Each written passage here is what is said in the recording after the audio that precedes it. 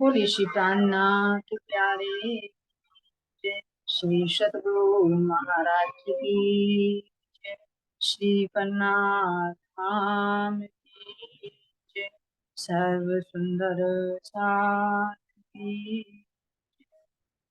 बंदो सतगुरु चरण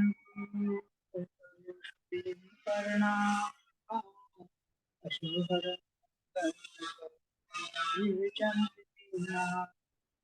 श्री प्राणनाथ परम विनय गुरु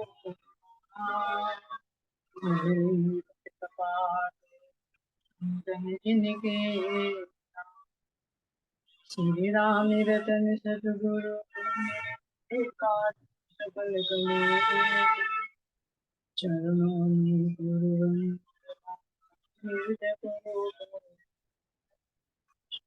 श्री प्राणनाथ श्री मेरा तेज पुरुष पल पल करो पल पल करो भूल शिकाना प्यारी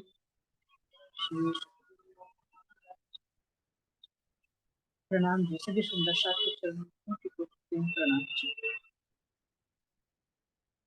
सेकंड मीटिंग में तो चलिए सुंदर शास्त्र बड़ों चौपाई की तरफ चलते हैं।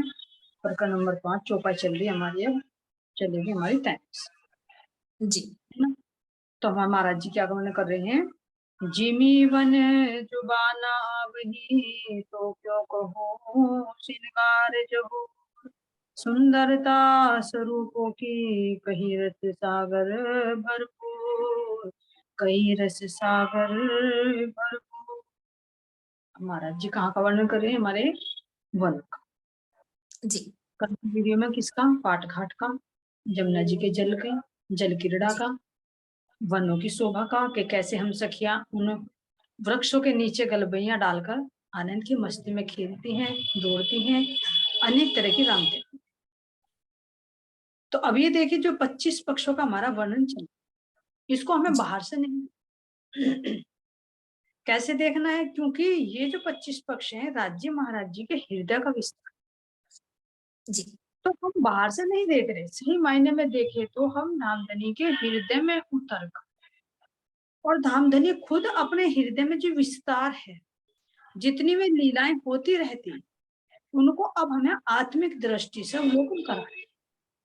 तो जितनी भी सामग्री है, जल है, थल है, पेड़ है, पौधे हैं, पशु हैं, पक्षी हैं, ये सब बाहर से नहीं देखना, ये कहाँ से देखना है, राज्य महाराज जी के हृदय का विस्तार। जी जी। तो उनके हृदय में कैसी कैसी लीलाएं होती हैं, उन सब का अनुभव हम यहाँ आत्मिक दृष्टि से ज्ञान के माध्यम से, क्योंकि ये प्रेममयी लीलाएं, अब उस प्रेममयी लीलाओं का शब्दों में तो वर्णन नहीं किया जा सकता, तो कुछ ना कुछ तो आधार लेना पड़ा। तो इसलिए उन आनंदमयी लीलाओं को ज्ञान के माध्यम से धामधनी अब यहाँ आत्मा को अनुभव कर, सही मायने में कहे तो अपने इश्क को अपने इल्म के माध्यम से प्रकट कर। तो जितनी भी ये लीलाएं हो रही है, सारी इश्क की लीलाएं हैं, ये आनंद अंग की लीलाएं हैं, और जो इल्म है उस माध्यम से, देखिए इल्म का जो आता है, जो 4 सागर राज्य के हैं, 4 सागर श्यामा जी, राज्य का मतलब उनके सतंग, तो ज्ञान तो नहीं हमें प्रभु, अब खेल के माध्यम से हमें सत अंग का अनुभव करा रहे हैं, तो उनके सत अंग में जो 4 सागर आते, तो इल्म का सागर भी तो उसी में आता है। हाँ, इसीलिए तो कहा कि अक्षर पर हमारी दृष्टि को डालकर, यानी अक्षर यानी उनका सत अंग, अपने सत अंग से हमारी दृष्टि को जोड़कर इल्म के माध्यम से अपनी इश्क की लीलाओं का हमें अनुभव करा रहे जी। तो इसलिए ये राज्य महाराज जी के 8 अंगों की लीला अब चल रही, जो 8 सागर जी। तो अब इस लीलाओं को जब अनुभव करना है, भले ही हमारी आत्मा ज्ञान दृष्टि से देख रही है, लेकिन अब हम उस ज्ञान के माध्यम से इश्क में डूबना है, जिस इश्क की लीला में हमारी परात्म सरोबार है। तो जब इतने लीन हो जाएगी आत्मा, देखते देखते देखते देखते, तो उसे ये नहीं लगेगा कि आत्म, मैं आत्म हूँ, मेरी परात्म अलग, उसके अंदर ये आएगा कि मैं ही हूँ यो। अंतस्करण आत्म के जब ए रहियो समय, तब आत्म और परात्म के रहे न कछु अंतर। अंतराय। तो तब आत्म और परात्म के बीच में कुछ भी अंतर नहीं रहता। करती आत्मा है, लगता है कि मैं अपने परात्म तन से कर रही हूँ, परात्म जी। करती है, आत्मा आत्म के अंदर है, तो दोनों एक रूप हो जाते हाँ जी। हैं। इस तरह से हमें अनुभव करना कि जब हम लीला में लेकर जा रहे हैं महाराज जी, तो ये अपने हृदय का विस्तार, हृदय का प्रकाश में दर्शाया है। तो अब इसमें वर्णन क्या कर रहे हैं कि जैसे जैसे वर्णन किया कि जल है, पाल है, पाल पर आए हुए वृक्ष हैं, जी। 7 वन है, उन 7 वनों के अंदर फल है, उन पर लताएं भी हैं, उन पर फूल भी हैं, फल के भी गुच्छों के गुच्छे लटके हुए, और नीचे उज्जवल रेती है, जी। उस रेती में से भी अनंत रंग निकल। तो वहां का वर्णन करते हुए महाराज जी कह रहे हैं कि जब परम धाम की जिमी और वनों की शोभा का वर्णन नहीं किया, जब हमारे ये वन है, इनकी जो शोभा बनी हुई है, कैसे ये नूरमयी है, कैसे इनमें जड़ से लेकर और शिव तक इनके वो रत्न ही रत्न, वो नूर ही नूर, वो प्रकाश ही प्रकाश, वो सुगंधी, वो कोमलता, वो चेतनता, वो मधुर मधुर संगीत, उनके अंदर की भीनी भीनी खुशबू, ऐसे ही जिमी के अंदर है, ऐसे ही वृक्ष में, क्योंकि जिमी का प्रकाश ही वृक्षों के रूप में प्रकाशित। हाँ तो जी। जिमी का वर्णन नहीं किया जा सकता, तो जिमी के अंदर से प्रकट होने वाले इन वनों का कैसे वर्णन? जी। क्योंकि सब ये नूरमयी है, राज्य महाराज जी के अंदर का ही प्रकाश, उन सब नूर है, तो उसका वर्णन कैसे किया जाए? तो अब उससे तुलना करते हुए कह रहे हैं, तो मैं श्री राजश्याम और सखियों के श्रृंगार की शोभा का कैसे वर्णन? क्यों? क्योंकि ये पेड़ पौधे जिमी किससे बनी है? राज्य के अंग से, उनकी चेतना से, उनके हाँ नूर। जी। तो जैसे यहाँ उदाहरण देके कहे कि जब सूर्य की एक किरण का वर्णन नहीं हो सकता, तो पूरे सूर्य का वर्णन। तो इसी तरह से कह रहे हैं कि जब जिमी और वृक्षों का ही वर्णन नहीं किया जा सकता, तो जो मेरे राज्य हैं, श्यामा जी और हम हुए हैं, तो उनकी शोभा श्रृंगार का मैं वर्णन कैसे करूं? यानी जो इन जिमी का और इन वनों का मूल है, जी। जी। तो कैसे मैं वर्णन? इनकी सुंदरता के रस से तो सौंदर्य के अनंत सागर भरे। ऐसी सुंदरता है, चाहे जिमी की ले ले, चाहे पेड़ पौधों की ले ले, चाहे हम सखियों के शोभा श्रृंगार की ले ले, चाहे राज्यों से। जी। तो इनके सौंदर्य सुंदरता में कह रहे कि इनके सुंदरता का जो रस है, इस रस में तो ऐसे सुंदरता के अनंत सागर है। अनंत। कैसे सागर है कि एक चीज की सुंदरता ले ले, जो नूर बताया, गौर वन बताया, उसी की सुंदरता को ले ले तो उसमें कितना रस है। उनके अंदर की एक दिली को ले ले, जी। तो वो उसमें सागर भरे हुए हैं। उनके अंदर की जो एक दिली, जो पुखराज के रूप में दर्शाई गई है, तो उसका कैसे वर्णन? यानी एक एक चीज के अंदर इतना अथाय रस, अथाय आनंद भरा हुआ है कि एक के अंदर सब है। सब। तो अब एक के अंदर सब है, तो सब के अंदर कितना हो? हाँ जी। अगर एक सखी के यानी श्यामा जी के अगर नख का ही नूर ले लिया, तो उस नूर में सफेद रंग की भी आभा है, लाल रंग की भी आभा है, हरे रंग की भी आभा है, क्योंकि सारे के सारे रंग क्या है? रस आनंद है जो मिल रहे हैं, जो हृदय से प्रभावित हो रहे हैं। तो इस नख का ही पारावार नहीं पाया जा सकता, इसके अंदर भी सागर के सागर पूर के पूर हैं। तो फिर कह रहे कि सारे स्वरूप का वर्णन कैसे किया जाए? और फिर इस स्वरूप से जो हम आत्माएं हैं, जी। तो कहने में 12,000 कही गई है, लेकिन 12,000 तो नहीं अनंत है। तो फिर उनकी शोभा श्रृंगार का वर्णन कैसे किया जाए? फिर सखियों से जो हमारी सेविकाएं बनी हैं, एक कह रहे हजारों हजारों सेविकाएं हैं, तो उनका वर्णन कैसे किया जाए? फिर सेविकाओं से जो पशु पक्षी बने, उनकी शोभा का, सुंदरता का कैसे वर्णन किया जाए? फिर पेड़ पौधे, जमीन, जल, आकाश, वायु, जितना भी विस्तार होता जा रहा है, इतना ही बढ़ते बढ़ते बढ़ते बढ़ते आखिर में, इसीलिए तो लास्ट में जब बाहर में परिक्रमा का वर्णन किया जाता है तो लास्ट में सागर बताए। लास्ट। क्यों? क्योंकि बढ़ते बढ़ते ही अथाय हो गए, और उस अथाय की भी उपमा यहाँ पर सागर से दी गई। जैसे सागर की यहाँ गहराई या लंबाई चौड़ाई नहीं नापी जा सकती, इसी तरह से धामधनी के अंदर के जो नूर है, जो प्रकाशित हो रहे हैं, इनको कोई नाप तोल नहीं है। तो यहाँ वर्णन करने के लिए धामधनी ने सागर से उपमा दी। 1% भले ही सागर की गहराई लंबाई चौड़ाई को नाप लिया जाए, लेकिन धामधनी के इन गुणों को, इनके हृदय में जो इतना रस बह रहा है, इतना विस्तार हो रहा है, उसको नहीं नाप सकते। जी। तो इसलिए कह रहे हैं कि मैं पेड़ पौधों का, जीविका ही वर्णन नहीं कर पा रहा हूँ, तो फिर मैं राज्य, श्यामा जी और सखियों की शोभा श्रृंगार का वर्णन कैसे करूं? क्योंकि इनके तो एक एक श्रृंगार में अनंत शोभा, अनंत रस के सागर, जी। एक के अंदर सब तरह का रस प्राप्त होता है। अब क्यों कहूं ज्योत स्वरूप? अभी तो जमुना जी का वर्णन किया, पाट घाट का वर्णन किया, पाल का वर्णन किया, वनों का, जिमी का, ये वर्णन किया। अब कह रहे हैं क्यों कहूं ज्योत स्वरूप। अब मैं इन स्वरूपों की शोभा का वर्णन कैसे करूं, और सुंदरता श्रृंगार, और इनके श्रृंगार से जो सुंदरता बनती है, उसका वर्णन कैसे? बस्तर भूकण इन जिमी के, हुआ आकाश उधोत का। अब मैं श्री राज श्यामा जी एवं सखियों की ज्योतिर्मय शोभा, अब ये देखिए ज्योतिर्मय शोभा, यानी वो नूर का एक प्रकाश पुंज है, उसके अंदर से जो सुंदर स्वरूप प्रकट होता है, वो स्वरूप बनकर कैसी शोभा धारण करता है।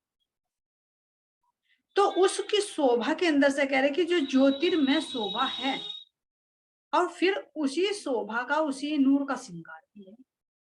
जी जी का स्वरूप दिखाया, एक ज्योत भी बता दी, ये ज्योत में शोभा सुंदर, देख खिलते में जी आज, यानी ज्योत भी बता दी, उसी ज्योत में शोभा सुंदरता है।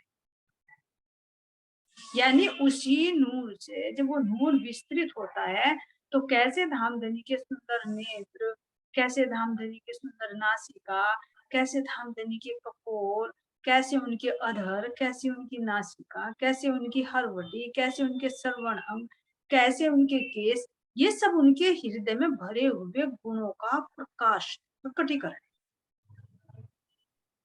तो जैसे राजी महाराज जी के उस नूर में से वो सुंदर स्वरूप प्रकट होता है, सारे गुणों को लेकर, सारे रस को लेकर, इसी तरह से तो हम भी एक एक नूर से विस्तृत हैं। जी जी राज्य के हृदय के नूर से श्यामा जी बनती है, फिर श्यामा जी के नूर से उनका स्वरूप शोभा श्रृंगार बनता है, जिसको हाँ शास्त्रीय भाषा में चिद और आनंद का विस्तार पता है, जो पिछली एक वीडियो में खोल रखा है कि सचिद और आनंद का विस्तार। हाँ जी। पहले सच्चिद एक, फिर आनंद के अंदर सच्चिदानंद कैसे है, फिर श्यामा जी के अंदर सखियां, सखियों के अंदर सच्चिदानंद क्या है, फिर सखियों के सच्चिदानंद से पशु पक्षी कैसे बने, पशु पक्षियों के सच्चिदानंद से फिर उनकी कैसे जिम्मी पेड़ पौधे बने, उनका श्रृंगार बना। ऐसे ही दूसरा फिर सतअंग में अक्षर ब्रह्म आ गया, वो सतअंग में जो विस्तृत हुआ, ये सब सतअंग, जिससे यह हद भूमि बन जाए। लेकिन उसका विस्तार भी किसमें होता है? सच्चिदानंद का, उसके बेहद मंडल में। तो मूल से देखिए कि जी महाराज जी एक ही हैं, लेकिन उन एक के दो अंग हैं, एक सत, एक आनंद। ये आनंद की लीला जिसका वर्णन चल रहा है इस परिक्रमा में, ये हमारे परम धाम की, और जो सत अंग के विस्तार से चलता है, वो उनके बेहद में, जिसमें सत में उनका अव्यक्त आ जाता है, चित्त में संदिग्ध आ जाता है, और आनंद में केवल ब्रह्म, यानी उनकी बुद्धि आ जाती है। तो हो गया सच्चिदानंद। और जो उनका निर्मल महाकारण है, उसमें तो तीनों गण का संरक्षण एक रूप है। जैसे राज्य महाराज जी एक रूप है, जिसको घनीभूत कह दिया, तो ऐसे तो अक्षर ब्रह्म का जो महाकारण है, वो घनीभूत अवस्था होती, क्योंकि सच्चिदानंद तीनों एक रूप है मिले। और जब वे अलग अलग विस्तार करते हैं, तो इनके तीन भाग हो जाते। इसी तरह से राज्य महाराज जी सच्चिदानंद तीनों एक हैं, लेकिन जब विस्तृत होते हैं, तो सत अलग हो गया, चित अलग हो गया, आनंद अलग हो गया, तो वो अलग। आनंद। तो ये हम कहाँ कर रहे हैं? अब अगर मन की बेहद मंडल का देखते हैं तो बेहद मंडल में यानी राज्य महाराज जी के सत अंग की लीला हो, इसीलिए कहते हैं अक्षर ब्रह्म परम, उसके अंतःकरण उसी के अंदर। कैसे उसके अंदर है? विस्तार करने के लिए, समझाने के लिए बाहर वर्णन किया गया, लेकिन है उसके अंदर ही। तो कैसे है उसके अंदर ये जी जी अनुभव? जी जैसे हम कहें कि हमारे अंतःकरण है, कहने के लिए, देखने के लिए, तो हम क्या देखेंगे कि मन अलग क्रिया कर रहा है, बुद्धि अलग क्रिया कर रही है, चित्त अलग क्रिया कर रहा है, अहंकार अलग क्रिया कर रहा है, और है सब मिलकर के। कहीं बाहर मन तो बाहर तो नहीं है हमारा, बुद्धि कहीं जी बाहर ना तो नहीं है, ना अंदर। जी। इसी तरह से अक्षर ब्रह्म के अंदर ही है इनके चारों, लेकिन लीला के कारण उनको क्या कह दिया? बेहद। और जो परम धाम की हमारी लीलाएं हैं वो आनंद अंग की लीलाएं। तो ये आनंद अंग में डूब रहे हैं हम, जो लीला जी महाराज जी जो परिक्रमा में हमें भ्रमण करा रहे हैं।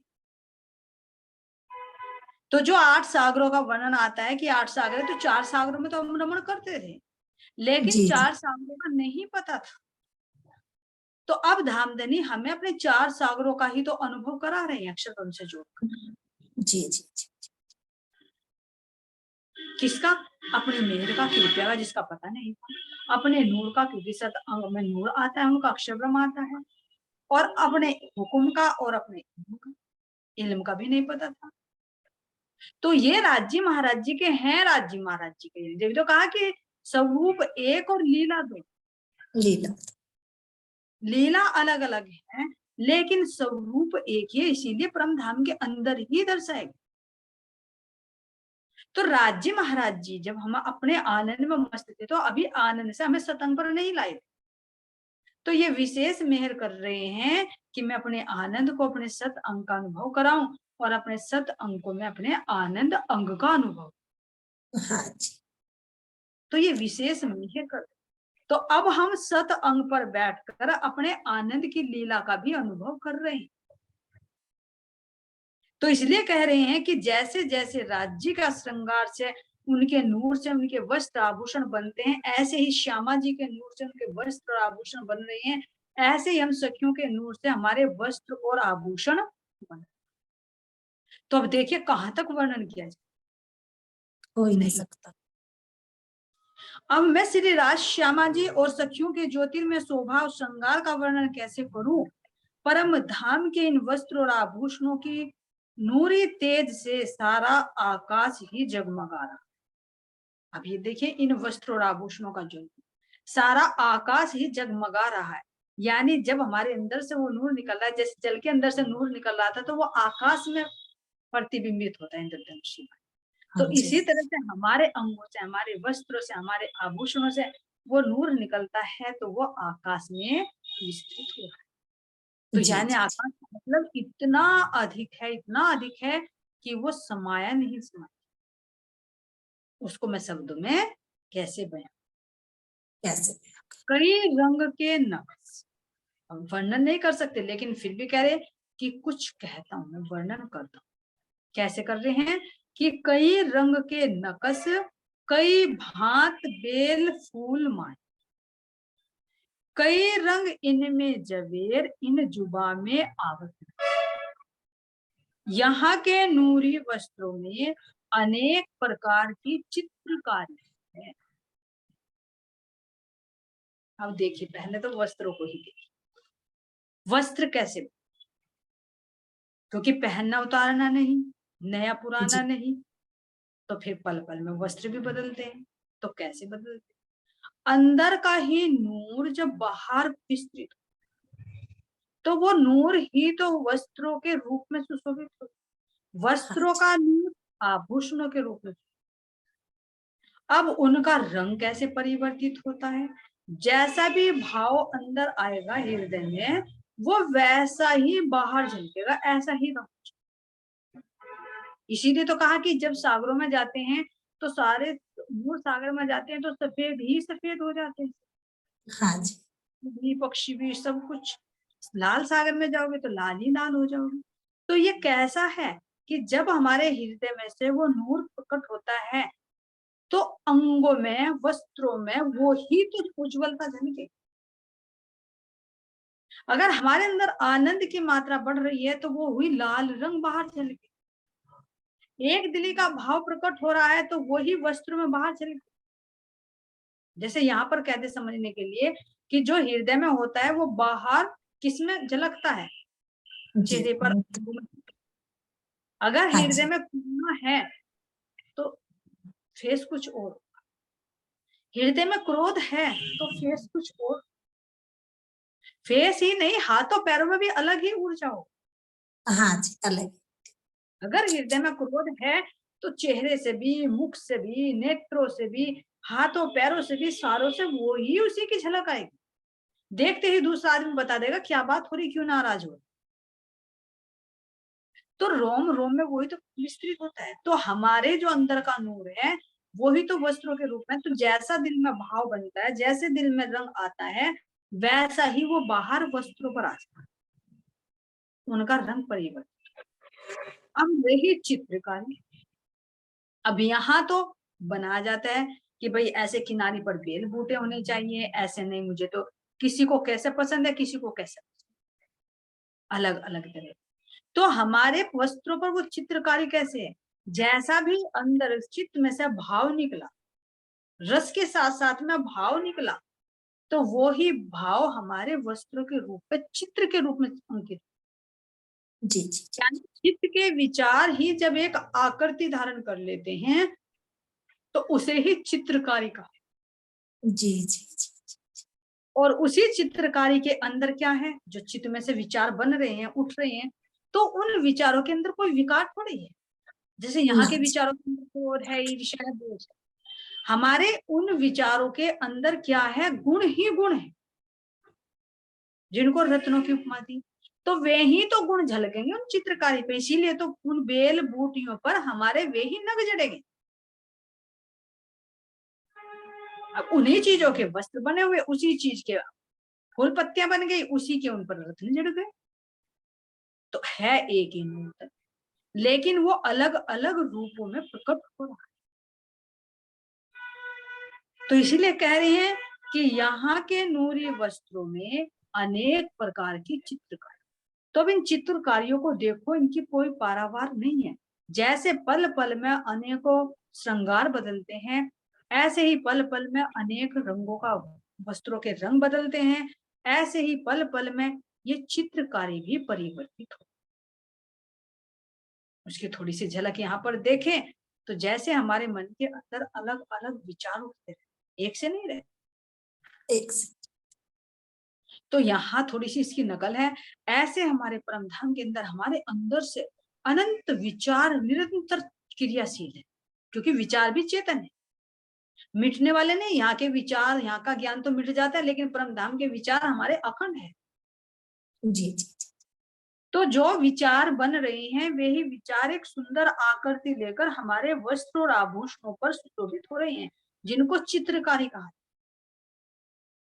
इसलिए कह रहे कि किसी ने ना तो बुना, ना गढ़ाई की, ना कुछ की, वो है वो तुम। और जहां जैसा होना चाहिए वैसा ही है। बॉर्डर है तो बॉर्डर के हिसाब से होगा, बीच में है तो बीच के हिसाब से होगा। यानी जैसी शोभा सुंदरता होनी चाहिए, वो अंदर के विचार वैसी सुंदर शोभा धारण कर, जैसे आत्मा को अच्छी। जी, जी, जी, तो यहाँ के नूरी वस्त्रों में अनेक प्रकार की चित्रकारी, देखो ध्यान से देखो कि चित्रकारी कैसे बन, कैसे हमारे वस्त्र बन रहे, कैसे हमारे आभूषण बन। अब क्या इनमें बोझ लगेगा? क्या ये ठंडे या गर्म लगेंगे? जी, जैसा चाहेंगे वैसा ही लगे। जिनमें अनेक प्रकार की लताएं, अब जो एक विचार से दूसरा विचार जुड़ता चला जाएगा, जुड़ता चला जाएगा, जुड़ता चला जाएगा, वो ही तो क्या बन जाएंगी, लताएं बन जाएगी। जिन लताओं के अंदर क्या है, वो रस भरा हुआ है। यहाँ इन पर लताएं बनेंगी वस्त्रों पर, तो ये कोई चेतन नहीं है, इनके अंदर कोई रस नहीं है, इनके अंदर कोई खुशबू नहीं है। लेकिन हमारे नूरी वस्त्रों पर जो चित्रकारी है जो चित्रकारी पर लताएं बनी हुई हैं, तो वे लताएं क्या हैं? उनके अंदर रस। रस। जैसे कहीं हमारी स्किन के अंदर नसें बह रही हैं, तो इनके अंदर रस है, ब्लड चल रहा है, इनके एहसास है, इनके अंदर क्रियाशील है ये। तो ऐसे ही हमारे जो ये वस्त्रों पर चित्रकारी बनी हुई है, ये चेतन है, रसीली है, इनके अंदर खुशबू है, और इनके अंदर वे सारे के सारे रत्न जड़ाए माधुर है। यानी रत्न का मतलब फिर यही है, रत्न का मतलब यहाँ के ईंट पत्थर ये ऐसे नहीं है कि हीरा माणिक मोती ले लो, ये तो महाराज जी कह रहे जड़ है। तो परम धाम के रत्न क्या है? वे गुण है। जी जी जिन गुणों से हमें रस मिलता है, उस रस से हमें आनंद मिलता है, खुशबू मिलती है, सुगंधि प्राप्त होती है, जो हमें मदहोश करे। तो ये सारी चीजें इन लताओं के ऊपर है। अब इन लताओं के अंदर से एक विचार दूसरे विचार से मिलता चला गया, मिलता चला गया, मिलता चला गया, तो क्या हो रहा है? आनंद। तो वही आनंद रूपी फूल खिल जाएंगे इनके। जी जी जी। ये सब अंदर हृदय का विस्तार है। तो ये देखिए, ये तो हमारे वस्त्र और आभूषणों का है, लेकिन राज्य महाराज जी के उस चेतना में से कितना विस्तार है, जो पूरे 25 पक्षों में कितने अनंत रूपों में। पूरी जिमी को देखो, राज्य महाराज जी का हृदय, उसके ऊपर बहते हुए नदियों को देखो, उस जमुना जी को देखो, उन सागरों को देखो, वे धामधनी के अंदर का रस है। रस। जो फूल पौधों की खुशबू को देखो, वो उनके अंदर की खुशबू है उस रस। उनके चित्रकारी को देखो, उनकी आकृति को देखो, तो वे दामदनी के हृदय का ही विस्तार है। तो ये देखिए, कहने के लिए कह रहे, इसीलिए तो राज है, राज है, राज ही है। ये तो थोड़ा सा संकेत धामधनी ने यहाँ पर वर्णन करके बताया है, नहीं तो वर्णन नहीं किया जा सकता। तो इसीलिए तो कहा है, मेरी रूहो तुम मेरे हृदय में इस कदर डूबी हुई थी, इस कदर डूबी रही थी, तुम्हें मेरी साहिबी का, मेरे इश्क का पता ही नहीं था। जी जी। तुम्हें अपने भी साहिबी का नहीं पता था, तुम कैसे इस आनंद में मस्त हो। तो विशेष कर राज्य ने लाड़ लड़ाया कि जिस तुम रस में मग्न हो, जिस तुम मेरे हृदय में मेरे ही इश्क पर कूदती हो, मेरे ही हृदय में अटखेलियां करती हो, तो मैं तुम्हें इसकी पहचान करो। हाँ जी। तो जब हम इस परिक्रमा में घूम रहे हैं, तो ये एहसास करना कि हम राज्य के हृदय में भ्रमण कर रहे हैं, हृदय। क्योंकि ये इसीलिए हृदय कहा परिक्रमा, ऐसे ही नहीं कहा। तो ये सारी शोभा जितने भी हम देख रहे हैं, पशु हैं, पक्षी हैं, पेड़ पौधे जितने भी हैं, हम सब क्या कर रहे हैं? ये राज्य महाराज जी के हृदय के अंदर। जैसे पहले एक बार फिर बताया था महाराज जी ने कि हम जब खेल को देख रहे हैं, तो हम सोचते हैं हमारी परात्म इस खेल को देख रही है, लेकिन हमारी परात्म की दृष्टि राज्य की दृष्टि से जुड़ी है, और उनके हृदय के तार से जुड़कर तब आत्मा की दृष्टि हुई, डायरेक्ट नहीं है, राज्य के अंदर को घूम कर आ रही है। अगर राज्य अलग होती है, हमारी दृष्टि अलग होती, तो हमने पीठ देकर आ गए इस संसार में, लेकिन ऐसा जी नहीं हो सकता। राज्य की दृष्टि से हमारी दृष्टि जुड़ी हुई है, उनके हृदय से हमारे हृदय का तार जुड़ा हुआ है, फिर राज्य के हृदय का तार आत्म से जुड़ता है, तब हम अपनी इस आत्म को देख पा रहे। जी जी जी। तो हम इधर को ना आकर राज्य के अंदर से ही इस खेल को देखें। इसी तरह से हम ये देखिए कि हम 25 पक्षों में घूम रहे हैं, और राज्य के अंदर अभी जाना है नहीं। 25 पक्षों में कैसे चले जाओगे राज्य के बिना? ये तो राज्य का दिल है। जी जी जी। तो हम राज्य महाराज जी के ही नेत्रों के माध्यम से उनके हृदय के अंदर उतरकर इस विस्तार को देखें, जिसमें हम लीलाएं करें। और ये धामधनी खुद अपनी मेहर में लेकर, अपने नूर का ये विस्तार में, अपने इल्म के माध्यम से और अपने हुक्म के माध्यम से ये दर्शा रहे कि देखो तुम किस तरह से इसमें अटखेलियां कर। तो इसलिए अब कह रहे हैं कि यहाँ के नूरी वस्त्रों में अनेक प्रकार की चित्रकारी, जिनमें अनेक प्रकार की लताएं एवं फूल दृष्टि गोचर हो। तो देखो इन वस्त्रों, अपने नूरी वस्त्रों को देखो, इन पर आई हुई लताओं को देखो, इन लताओं पर खिले हुए फूलों की सुंदर शोभा को देखो, इनमें से कैसी सुगंधी, कैसी कोमलता, कैसे ये मुस्कुराते हुए, कैसे मीठी मीठी बातें करते। हमारे इन वस्त्रों में परफ्यूम लगाना नहीं, कोई चित्रकारी करनी नहीं पड़ी, कोई रत्न जड़ना नहीं पड़ा, सब स्वयं। इन वस्त्रों में कई प्रकार के जवाहरात जड़े, ये सारे जितने भी रत्न हैं सारे जवाहरात बता दिए, जिनकी सुंदरता का वर्णन इस जीविका से नहीं हो सकता। अगर यहाँ के जवाहरात होते, हीरा माणिक होता तो बता देते कि ऐसा है, लेकिन ये जो हीरे की उपमा दी गई है तो ये तो धामधनी के अंदर का वो नूर है, जो धामधनी के लालिमा की शोभा दी गई है वो तो उनके अंदर का आनंद है जो बाहर प्रकट हो रहा है। ऐसे हमारे नूर की वस्त्र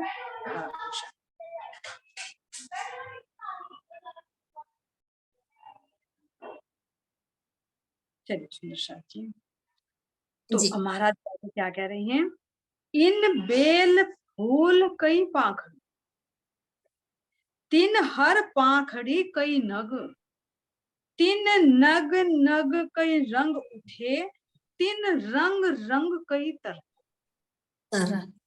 की शोभा का वर्णन क्या कह रहे हैं कि इन बेल फूल कई पाख,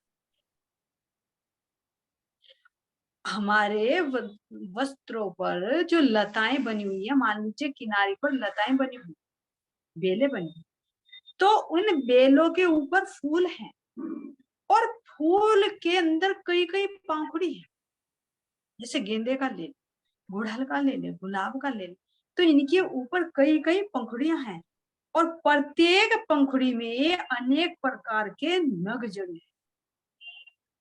अब देखिए कैसे कोई गढ़ सकता, यहाँ तो स्टोन्स वगैरह लगा लेते, स्टार्स वगैरह लगा लेते फूलों के ऊपर, तो यहाँ पर भी डबल सुंदरता हो जाती। एक प्लेन कपड़ा में तो कुछ शोभा और है, उस पर फूल बेल बूटियां बना दो तो उसकी शोभा और बढ़ जाएगी, और उस बेल बूटियों पर नग जड़ा दो तो उनकी शोभा और जाएगी। तो इसी तरह से हमारे परम धाम के अंदर जो हमारे वस्त्रों के अंदर का नूर है, जब वो बाहर बेल बूटियों के रूप में, फूलों के रूप में बाहर विस्तृत हो रहा है तो उसकी शोभा बढ़ती जा रही, बढ़ती जा रही, बढ़ती जा रही। तो इन फूलों की पंखड़ी पंखड़ी पर ये रत्न जड़े हुए हैं, तो ये क्या संकेत दे रहे कि एक फूल की अगर एक पंखड़ी भी है तो उसके अंदर भी वे सारे गुण, सारे रंग, सारे रस, सारी खुशबू मौजूद एक पंखुड़ी के अंदर। ये पंखुड़ी भी अपने आप में पूर्णार्थपूर्ण है।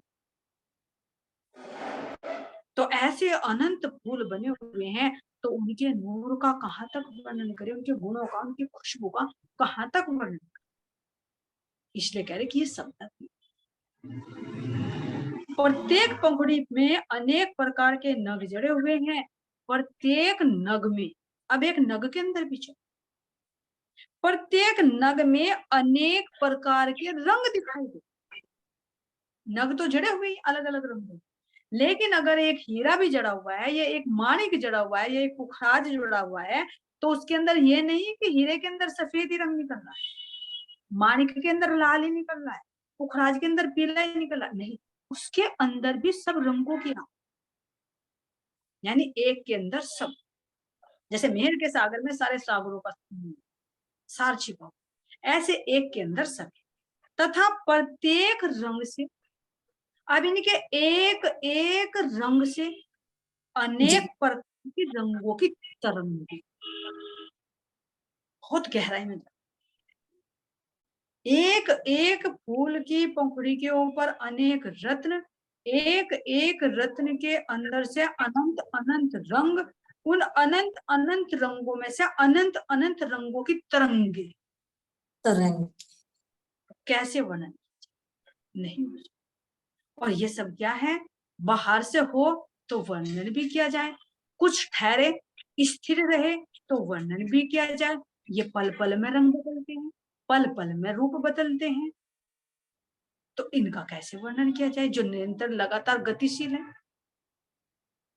तो ये क्यों? क्योंकि ये हृदय के अंदर का बहता हुआ रस है। जब यहाँ के अंदर के उठने वाले विचारों को तुम काउंट नहीं कर सकते, तो परम धाम के जो चेतन विचार है, परम धाम के जो चेतन गुण है, चेतन रस है, तो उनका पारावार कैसे पाया जा सकता है? नहीं पाया। तो ऐसा हमारा अनंत असीम, ये हमारा परम धाम है। हमारे वस्त्र और आभूषणों की ये शोभा है जो धाम धनी हमें बता। इन बेल फूल कई पाखड़ी, तिन हर पाखड़ी कई नग, तिन तिन रंग रंग कई तरंग, तिन रंग रंग कई तरंग। बोलिए श्री प्राणनाथ प्यारे की जय। श्री सद्गुरु महाराज